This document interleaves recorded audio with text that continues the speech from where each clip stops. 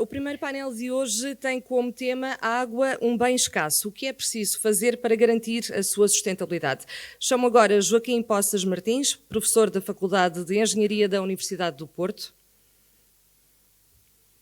Chamo também Pedro Vaz, administrador da Águas de Portugal. A moderação é de Ana Batalha Oliveira.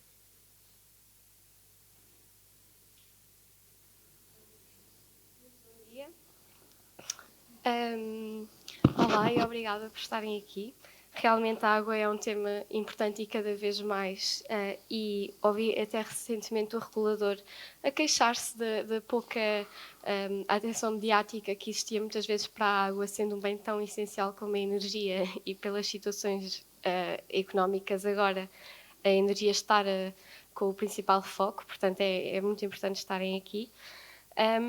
E é precisamente começar por vos perguntar sobre uma questão que foi abordada agora nestas intervenções iniciais, que é a ERSAR indica que são necessários cerca de 3,5 mil milhões de euros em investimento até 2030 para manter o patamar de qualidade da água que agora temos, que é bastante elevado. E parte deste montante será destinado precisamente para a reabilitação de infraestruturas de abastecimento para evitar as perdas de água e, portanto, permitir aqui mais sustentabilidade. A pergunta que vos colocava, então, é se está a fazer-se o suficiente nesta área, tanto da parte dos operadores como iniciativas de entidades como o Governo. Podia começar aqui. Bem, isto começa logo assim em força de manhã. Antes de mais, bom dia a todos.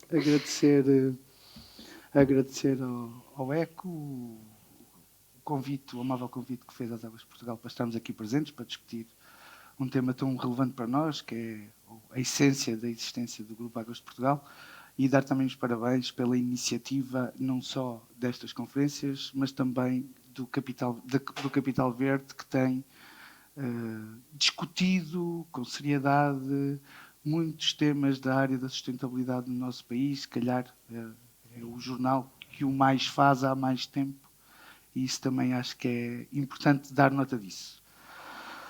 Ora bem, indo ao assunto,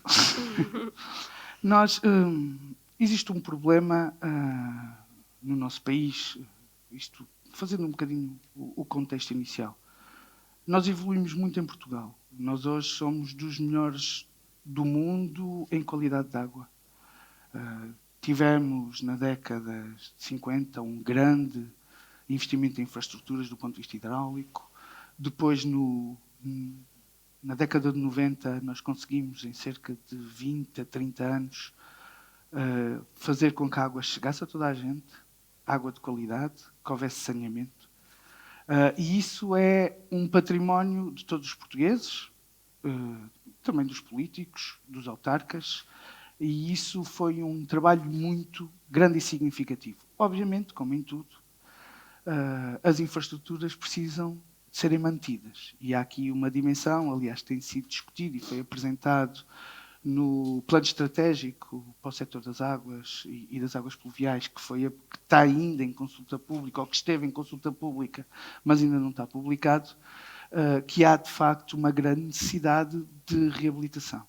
Aliás, o professor Poças Martins conhece muito melhor a história do que eu, e houve aquele chamado milagre português, e obviamente esse milagre português agora precisa de manutenção. E obviamente há aqui uma grande dimensão de investimento necessário para manter as infraestruturas de maneira a que, nomeadamente nas perdas físicas, porque no que diz respeito às perdas que existem nos sistemas, que são geridos por muitas entidades.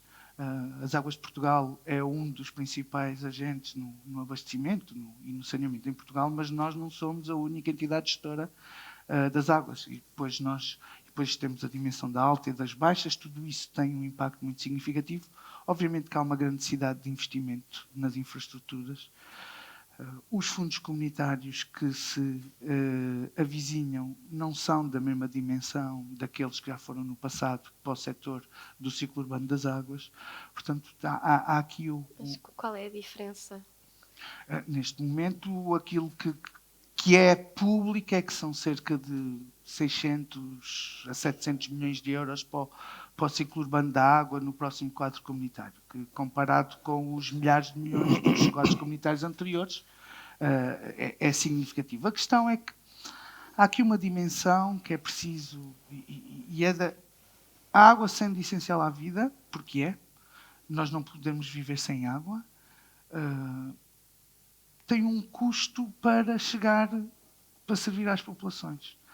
E, obviamente, historicamente, o custo, quer na água, no saneamento, quer também na gestão dos resíduos, foi sempre por força de um financiamento a fundo perdido de fundos comunitários, foram custos que foram tidos relativamente baixos no que diz respeito àquilo que os cidadãos teriam que pagar pelo o custo real da gestão das infraestruturas. Obviamente que agora as coisas serão ligeiramente diferentes. Daí haver muita pressão para aumento de tarifas.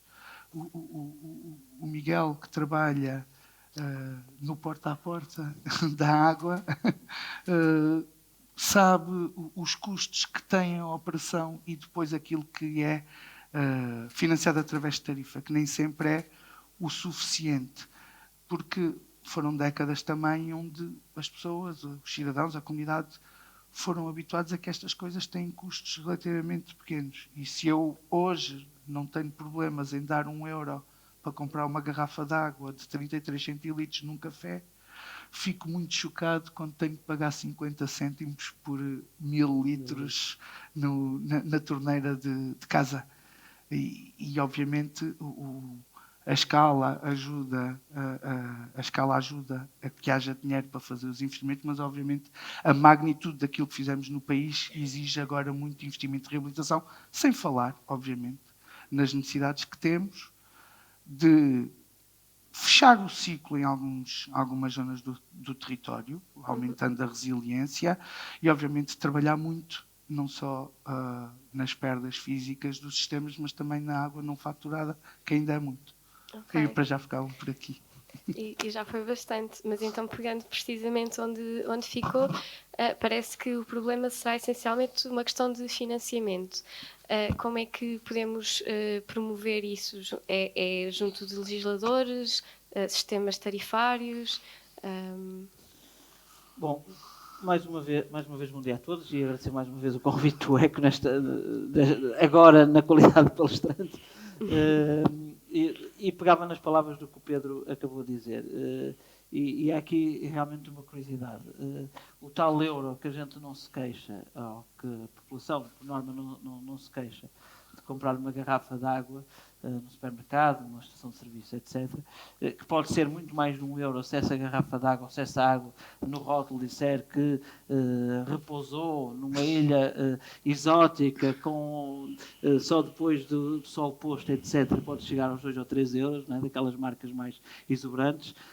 Efetivamente, se for água da torneira, que aliás é a que nós estamos aqui a beber hoje, e que também pode ser servida em garrafas bonitas, portanto, essa água de facto é muito mais barata.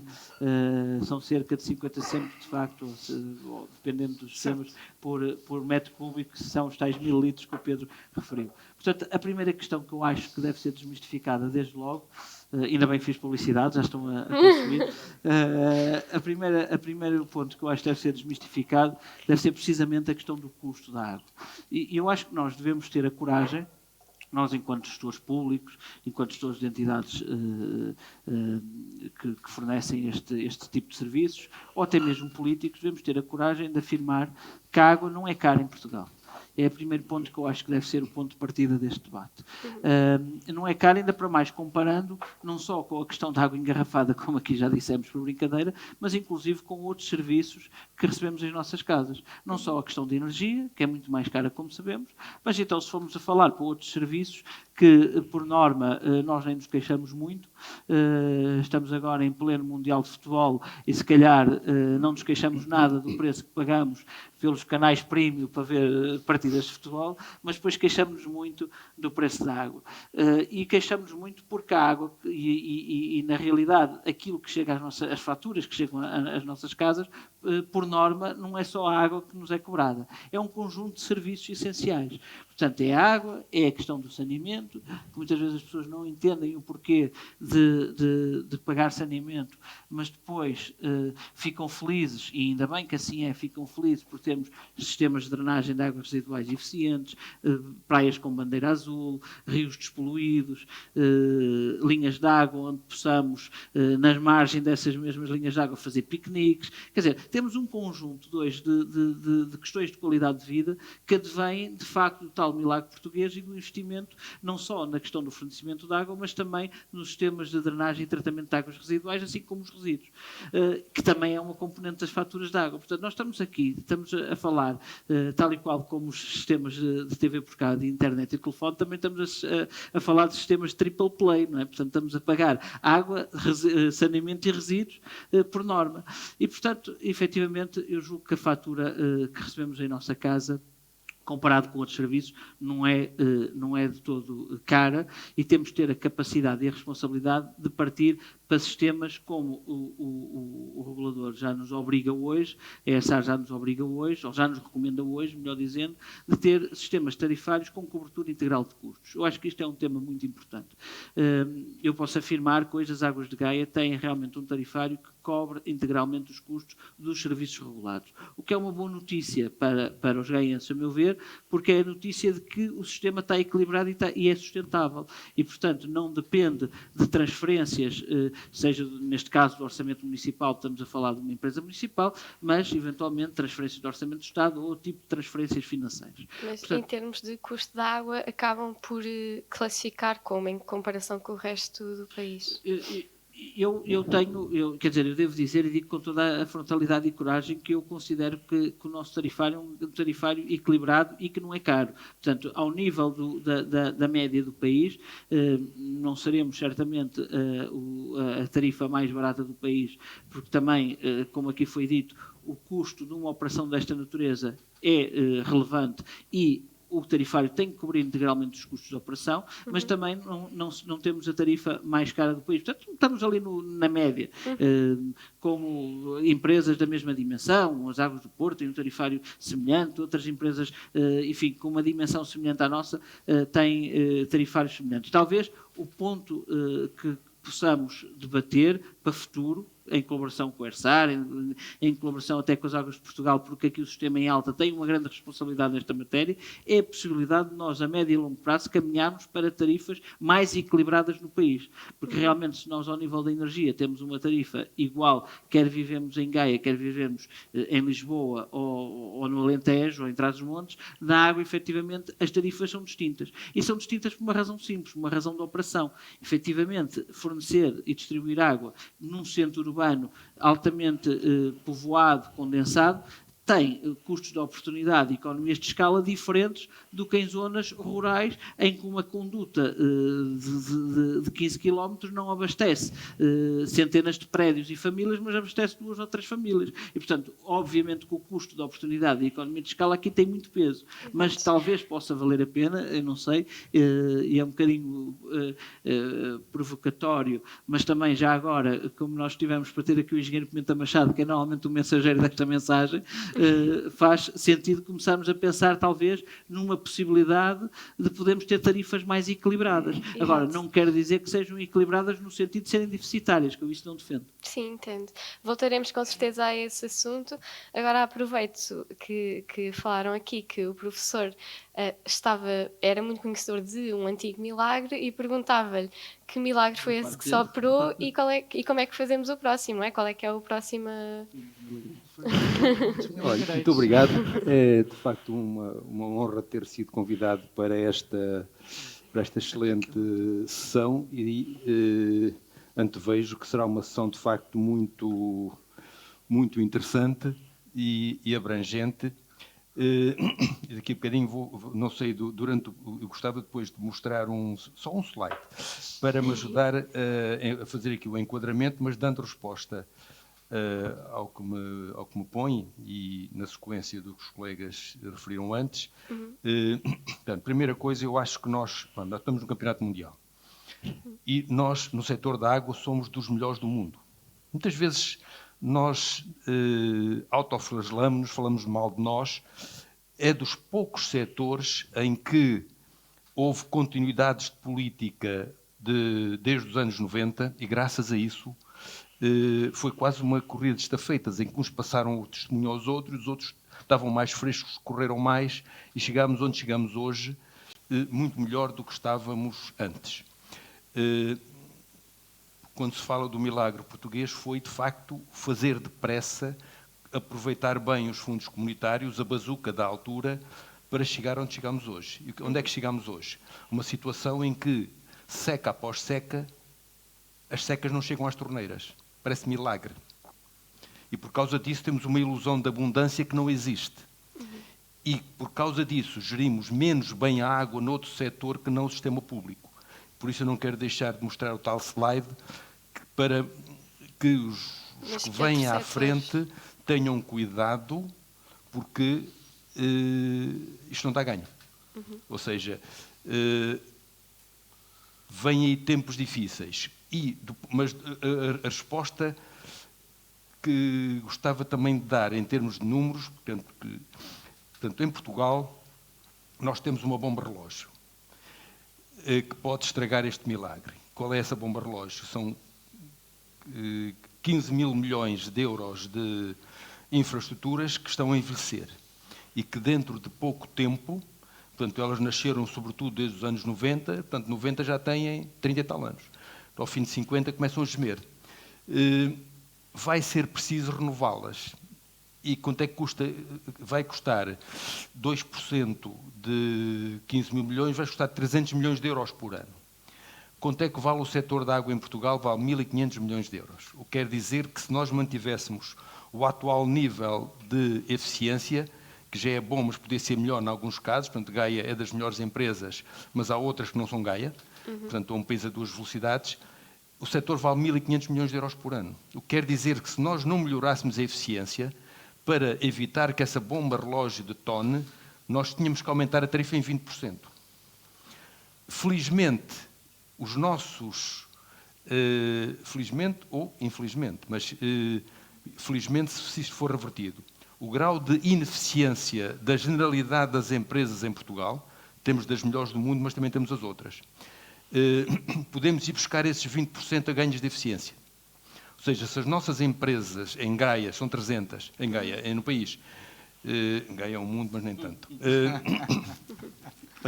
nós podemos ir buscar esses 20% aos ganhos de eficiência. Mas se não formos, pode acontecer o que aconteceu na Inglaterra nos anos 80, que a senhora Thatcher teve que privatizar o setor porque estava todo roto. Eles começaram mais cedo, portanto rebentou primeiro e teve que ser tudo privatizado. Mas para haver ganhos de eficiência é preciso investimento, e esse investimento vem de onde, então? É preciso ir buscar 300 milhões de euros para haver sustentabilidade económica. Aonde? O setor vale 1.500 milhões de euros, portanto é 20% deste setor. A soma das faturas que em Portugal se paga pela água e o saneamento é 1.500 milhões de euros. Portanto, mas eu consigo gerir essas empresas todas na globalidade, se fossem todas entregues a uma entidade, por exemplo, às Águas de Gaia, portanto, baixava no instante. Mas, portanto, indo buscar esses 20% de eficiência, dá para pagar o necessário para que a bomba exploda. Mas depois eu gostaria de falar, numa outra ronda, gostaria de falar de um enquadramento, que esta é a parte, e esta é a parte boa. Ou seja, é má, mas temos soluções. Mas há outra parte mais problemática, mas para que também há soluções. E essa parte, só para... Essa parte é... Este setor só gasta 10% da água. O resto, há 90% da água que anda por aí menos bem gerida e que se não tivermos cuidado, vai acabar com este setor. Mas isso era precisamente esta questão das perdas, então? Não, estamos a falar de outra guerra. Ok. Então, é sobre isso que tem o slide. É. Então, se quiser preparar, enquanto eu pergunto tarifários, acho que... Eu percebo de um ponto... Eu só queria... Era o segundo slide. Eu não sabia para o que vinha exatamente, portanto trouxe aqui umas balazitas. Então. É este. Não sei se sabem o que é isto. Isto é um cano. E é um cano em que eu tive alguma interferência há uns tempos atrás. Tenho uns amigos em que a senhora apresenta sempre o marido dizendo: este é o meu marido. É o que se usava na altura. Eu tive alguma influência na construção disto. Isto o que é? Este é o cano que leva as águas residuais de Gaia depois de tratadas para o mar. É um cano com 80 centímetros de diâmetro. Fica ali numa praia da Madalena, em Gaia. A água, os esgotos quase todos de Gaia, saem todos por este cano, muito bem tratados. Portanto, estações de água que foram construídas pelas águas de Gaia, que depois foram compradas pelas águas de Portugal e que agora as exploram. Portanto, estavam bem exploradas, continuam a ser bem exploradas, mas este cano, com quase 1 metro de diâmetro, atira os esgotos de Gaia para o mar. Nesses esgotos de Gaia, muito bem tratados, gastou-se em cada metro cúbico 70 cêntimos. É um balúrdio de dinheiro que se está a desperdiçar numa área de água. Esta água dava para regar 5.000 campos de futebol. Uma enormidade. Esta água, com mais uns cêntimos em cima, dava para regar e para beber até. Ou seja, este cano reflete a economia não linear com que isto foi construído. Isto foi nos anos 80. Era o que se usava de antes. Hoje, com a economia circular, mostra que isto é absolutamente troglodita. Este cano podia estar a funcionar ou ao contrário, a meter água do mar tratada, desalinizada dentro de Gaia, ou a virar esta água que já estaria pronta a beber outra vez para ser bebida.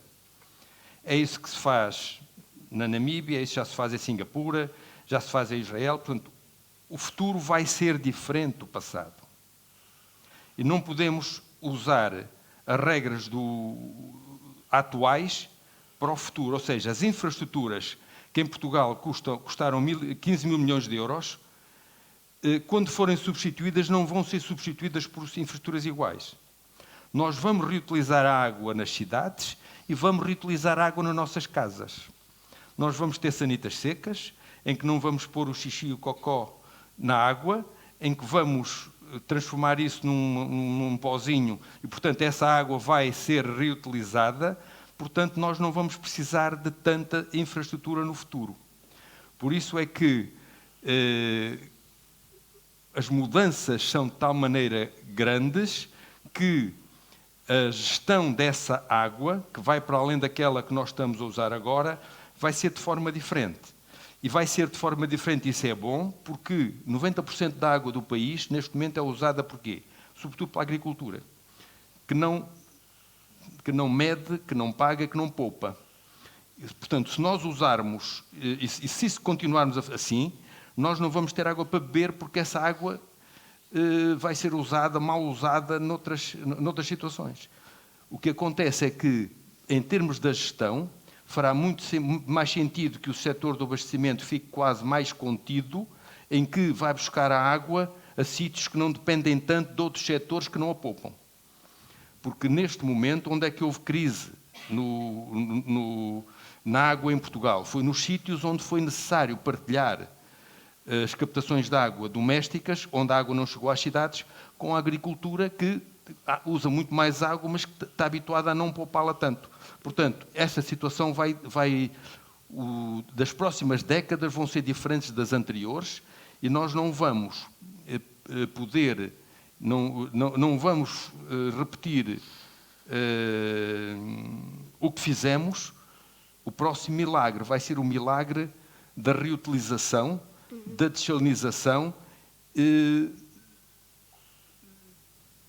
Vamos ter sistemas diferentes dos atuais, portanto, as infraestruturas vão ser diferentes das atuais. Ok, só para finalizar, os 300 milhões que falou anuais que vão ser necessários para a eficiência hídrica não incluem estas mudanças em termos de circularidade, ou incluem?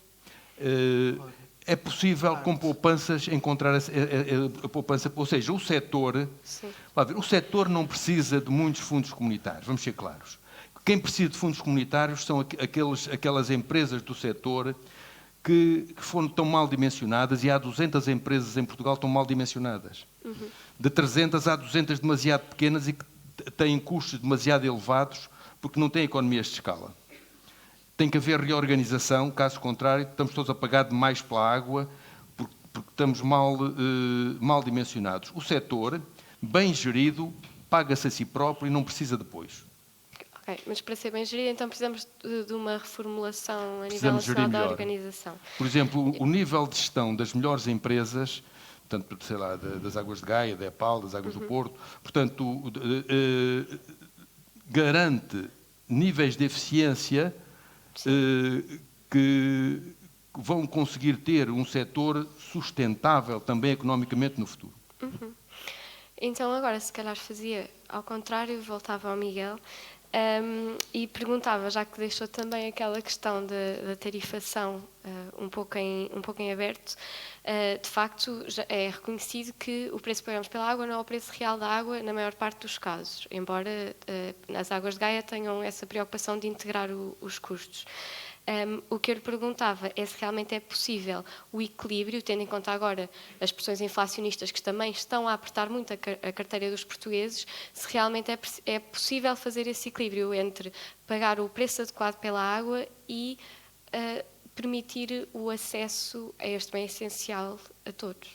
Eu acho que é perfeitamente possível, porque, como há pouco já disse, pessoalmente não considero que o custo por metro cúbico de água seja de facto excessivo, muito embora das preocupações que todos nós julgo que temos, das preocupações sociais, nomeadamente em momentos como o que vivemos atualmente, com uma enorme pressão inflacionista, mas que, curiosamente, o setor ou as empresas até estão a tentar internalizar os custos da inflação, nomeadamente da componente energética, nos enormes custos também provocados pela inflação, mas não só, por exemplo, do preço da construção, e no setor da construção civil tem um impacto direto nas nossas empresas, porque somos empresas de capital intensivo, e, portanto, nós muitas vezes até estamos, de certa forma, a não fazer repercutir na totalidade o aumento dos custos, muito embora continuemos a ter a preocupação da cobertura integral de custos. Como é que eu acho que isto pode ser feito e qual é que tem sido a nossa visão, a nossa estratégia e qual é que vai continuar a ser a nossa visão? É precisamente pelo lado da eficiência.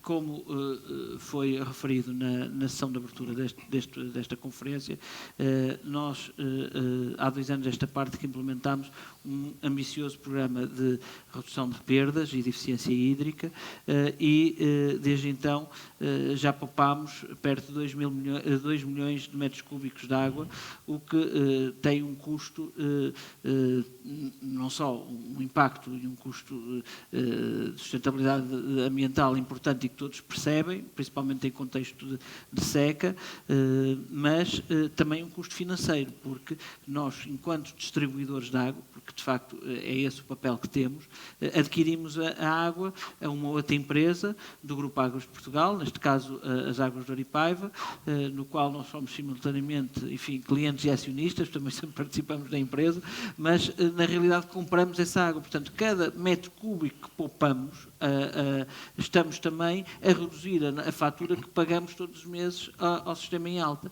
Isto permite, naturalmente, fazer uma gestão para que, e é isso, no fundo, que nós defendemos, ao nível das Águas de Gaia e muitas outras empresas também assim o pensam, que é usar dos ganhos de eficiência, usar da poupança que estamos realmente todos os anos a promover do ponto de vista da aquisição da água em alta, para investir no sistema, investir, lá está, para a renovação de redes, que é o tal monstro, o monstro das bolachas que há de vir um dia e que nós temos que antecipar e temos que realmente todos os anos tentar ter um programa de manutenção. Infelizmente nem sempre é possível cumprir, inclusive o que o regulador recomenda, mas temos de ter essa preocupação e, portanto, isto no fundo é quase como, enfim, é como a economia circular, é quase como uma bola de neve que vai circulando. Cada euro que nós poupamos na aquisição da água pode ser reinvestido nas nossa infraestrutura, a nossa infraestrutura vai se tornar mais resiliente e responder mais positivamente, vai também permitir uma redução das chamadas perdas reais, que vai continuar a alimentar o sistema para que continuemos a reduzir a água não faturada e as perdas de água. Portanto, isto é realmente um ciclo e que nos permite ter ganhos de eficiência que possam ser integralmente investidos no próprio sistema. Depois temos a questão, já agora, das novas fontes e das fontes alternativas de água.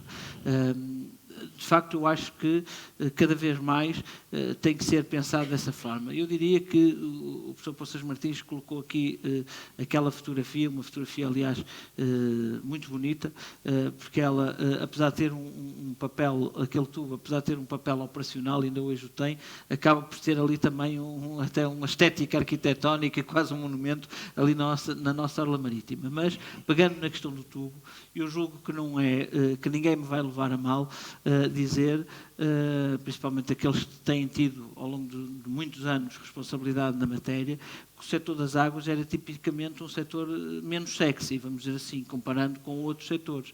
Era o setor do betão, era o setor do cimento, era o setor, enfim, porque era necessário, porque realmente para atingirmos o nível que atingimos hoje em dia, de facto era imprescindível investir em infraestruturas.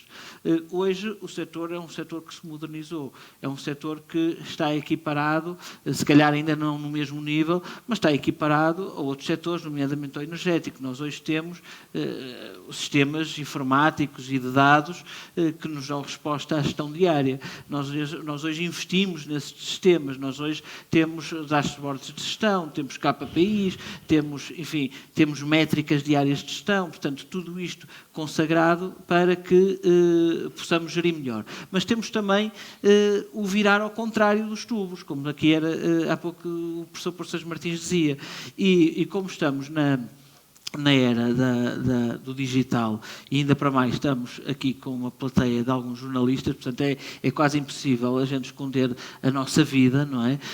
Se pesquisarem um bocadinho no meu Facebook, vão encontrar uma fotografia, eu e o Pedro Vaz a beber uma cerveja que utiliza água residual tratada. Portanto, o tema aqui não é o facto é a gente beber ou não cerveja, isso é outra questão. O tema é exatamente, ainda para mais em horário laboral, não é?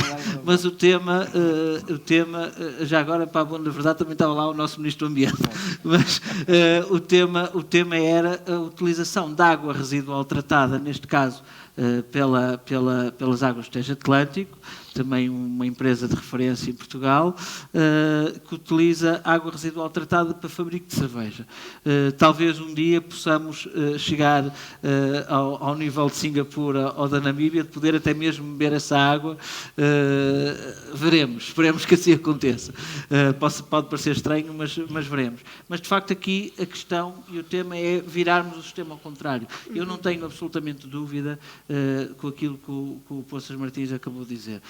Nós temos que começar a pensar, talvez, em sistemas macro de reutilização de água residual tratada e também de utilização de água salgada para fins, enfim, domésticos e de consumo, e, eventualmente, sistemas mais micro, até mesmo ao nível do prédio ou do bairro, em que todo o sistema de águas utilizada naquela microcomunidade é ela também reutilizada para fins sanitários, para os autocolismos, para as casas de banho, etc., ou até mesmo a utilização de água da chuva para esses fins. E nós temos, e eu termino com isto, para deixar também mais algum tempo para debate, termino com isto, temos aqui até um exemplo muito interessante, em que em algumas escolas do nosso concelho desenvolvemos um projeto desenvolvido in-house, portanto, dentro de portas, em que, e é um sistema extremamente simples, portanto, também nem estou aqui a fazer uma grande referência à nossa capacidade de criação, embora tenha existido. Mas um sistema simples de recolha e coleta das águas da chuva, através das tradicionais caleiras das escolas, portanto, é armazenada em pequenos reservatórios e depois é utilizada nas casas de banho, nos autocolismos dessas escolas.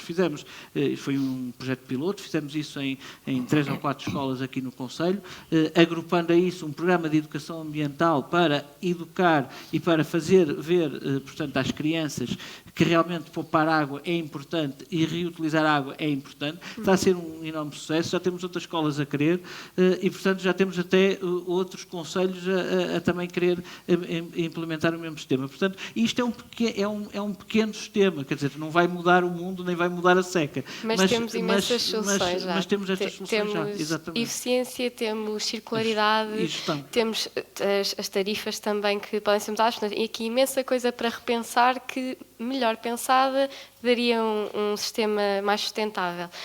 Assim, se calhar terminava, penso que não tenho muito mais tempo, a perguntar aqui ao Pedro, porque nós temos de transpor até janeiro uma diretiva sobre a qualidade da água e perguntava-lhe, à luz destes desafios todos, o que é que espera que resulte desta diretiva, da aplicação prática da diretiva aqui no país? Bem, neste momento, por acaso, a grande discussão não tem tanto a ver com a diretiva da qualidade da água, mas tem a ver com a discussão, e a propósito do que temos estado a falar, com a discussão que já está nas instituições europeias, com a diretiva das águas residuais urbanas, que já aumentou a discussão, porque é essa diretiva que nos cria o framework para a nossa legislação nacional de atuação. E isso, as discussões que existiram sobre o assunto recentes no seio da União Europeia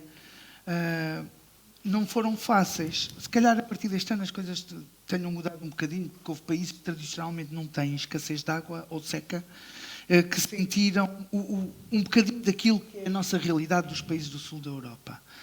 Porque durante os últimos anos, cada vez que falávamos da utilização de reutilização de águas tratadas em Portugal ou nos setores urbanos, a discussão era um bocado esquisita, porque Portugal, os países do sul da Europa diziam porque nós temos que lavar as ruas, nós temos que lavar os caixotes de lixo, nós precisamos de usar essa água para a rega, dos jardins, no meio urbano, e era uma discussão que muitos países europeus não percebiam. Desde logo não percebiam a necessidade de lavar ruas ou caixotes de lixo, porque o clima desses países não é igual ao nosso, não tinham temperaturas de 40 graus de verão, a sujidade não se acumula com falta de água, chovia com muito mais regularidade que em Portugal.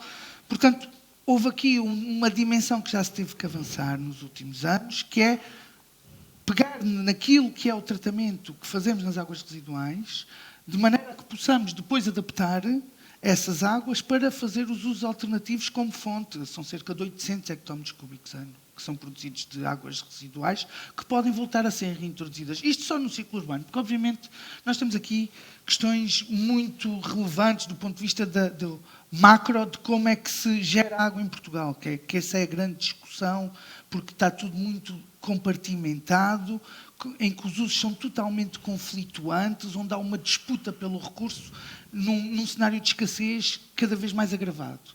E isso, neste momento, é a grande discussão em Portugal, que é como é que se faz uma gestão holística de todas as vertentes da água, desde logo para a energia, não é? Porque a água também é energia, nomeadamente energia renovável. E as barragens alimentam as pessoas para beberem, alimentam a agricultura, alimentam também quem produz energia renovável. E tudo isso são usos que, não sendo, também são conflituantes. Mas voltando à questão das diretivas, do ponto de vista da qualidade da água, quais são as principais discussões que nós temos sempre quando se está a ver as diretivas? Que é qual é o impacto do acréscimo de qualidade necessário, ou seja, do ponto de vista daquilo que nos vão impor ou no tratamento para que as pessoas tenham que aquela água que eu dou de 99% de qualidade absolutamente impecável, excepcional, melhor do que muitas águas engarrafadas que se vendem por aí. Como é que, quais são as novas obrigações de tratamento dessas águas que eu coloco na torneira das pessoas e depois nas outras, quais são as obrigações que eu tenho. E num cenário em que os custos todos estão a aumentar, em que nós tínhamos, por exemplo, as hectares que tinham uma dimensão e que estavam pensadas para aquele tipo de tratamento. De repente eu ter necessidades de tratamento muito maiores, isso cria uma disrupção naquilo que é o estudo de caso de todas estas empresas, que depois se reflete na tarifa, que é quais são os investimentos necessários adicionais e como é que isso paga. Obviamente estas são sempre as discussões quando se está a discutir alterações das diretivas, nomeadamente no setor das águas. Obviamente no setor das águas residuais urbanas, que é agora a grande discussão, porque tendo em conta aquilo que foi o documento base que foi entregue no Parlamento Europeu por parte da Comissão Europeia, bem, quer dizer, nós no nosso país vamos ter muitos problemas no tratamento que é preciso fazer dessas águas. Deixa-me só usar 30 segundos. Ambos Exato, fizeram eu um sinal, por por isso, isso, Martins sim, quer 30, falar, mas eu vou claro, usar sim. 30 segundos.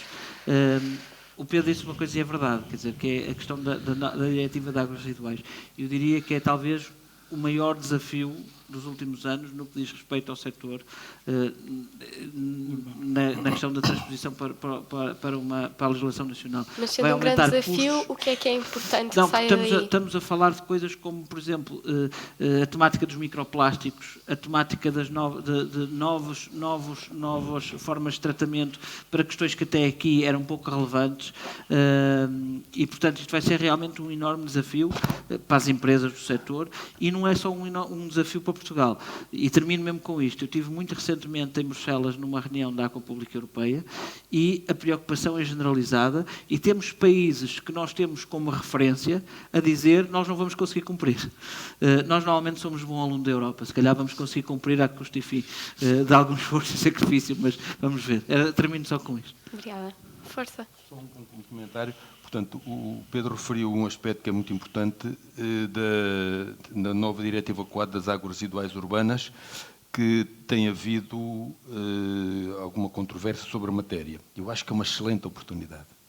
Ou seja, vai no sentido certo, no sentido de tratar mais. Porque nós, neste momento, estamos a lançar as águas residuais nos rios tratadas a 90%, mas em que já gastamos 70 cêntimos em cada metro cúbico. Gastamos mais uns pós. Essa água vai dar para tudo, para regar qualquer coisa e até para beber. E a mudança que vai haver nos próximos tempos, que vai ser gigante, está relacionada com uma coisa que chama-se o nexus água, alimento, energia. Estão perfeitamente interligados. Com energia barata, não falta água para nada, eu consigo ir buscar a água que quiser ao mar e pô-la no pico do Everest, posso fazer agricultura no pico do Everest se quiser.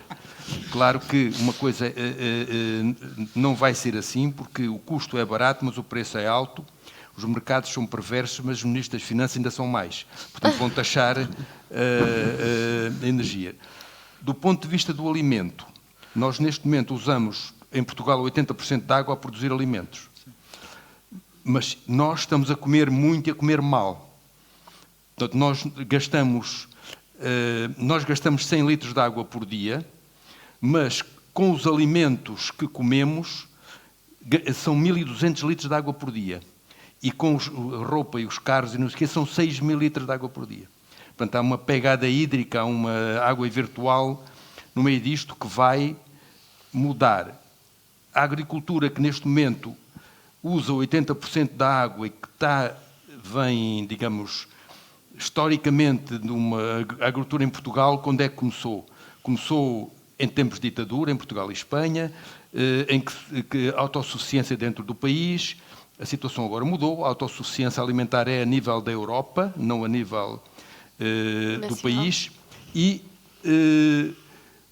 nós estamos a importar, ainda bem, uma grande quantidade de cereais, portanto não vamos precisar de usar a água que usamos hoje, porque se usarmos a água como usamos hoje, num setor que vai precisar muito de evoluir, que é no fundo a agricultura e que compete a nível internacional, nós somos price takers de alimentos que estão aí no mercado como o petróleo. Com essa alteração da utilização da água pela agricultura vai haver menos escassez.